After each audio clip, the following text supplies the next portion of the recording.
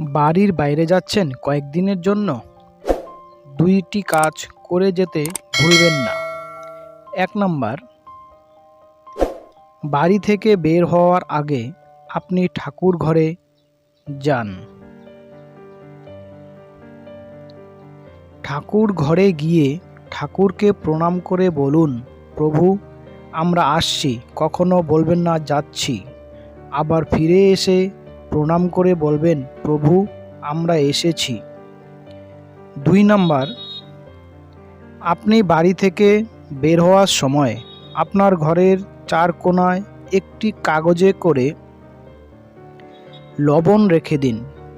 বাড়ি ফিরে এসে লবণগুলো ফেলে দিয়ে ও ভালো করে জল দিয়ে ঘর মুছে নিন। এই কাজটি করলে ঘরের নেতিবাচক শক্তি দূর হবে। বন্ধুরা, ভিডিওটি যদি ভালো লাগে একটি লাইক করে দেবেন এবং এই ধরনের আরও ভিডিও পেতে চ্যানেলটিকে সাবস্ক্রাইব করে পাশে থাকবেন। ধন্যবাদ।